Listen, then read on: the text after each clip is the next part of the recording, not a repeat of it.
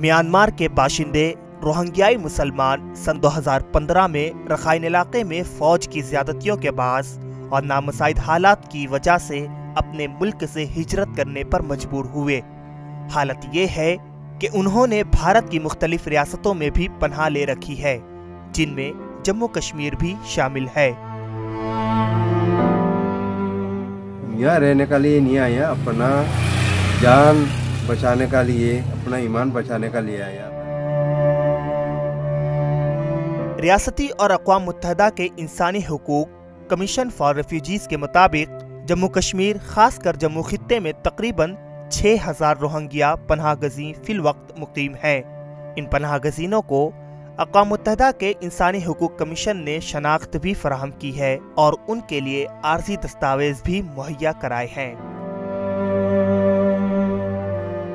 अक़वाम मुत्तहिदा ने उठाया और सिक्योरिटी काउंसिल में भी चल रहे हैं।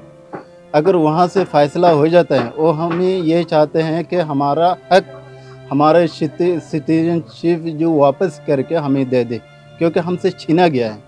हमारे सिटीजनशिप जो है छीना गया है, बर्मा की हुकूमत ने छीना है।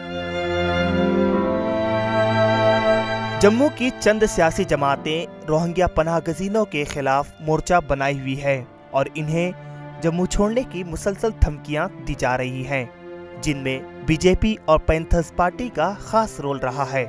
इन जमातों का इल्जाम है कि रोहिंग्या जम्मू में दहशतगर्दी और गैर कानूनी कार्रवाइयों में मुलविस हैं।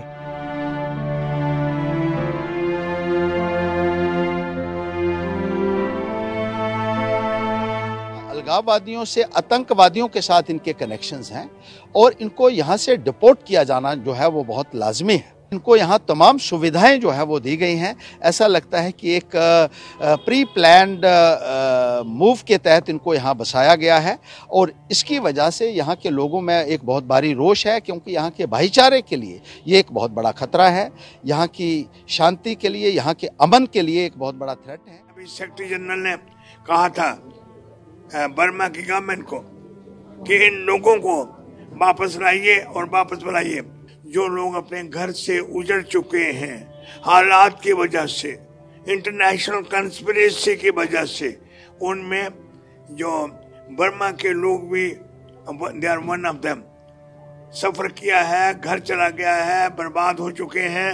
अब उन्हें भी अपने घर जाने की इजाजत होनी चाहिए।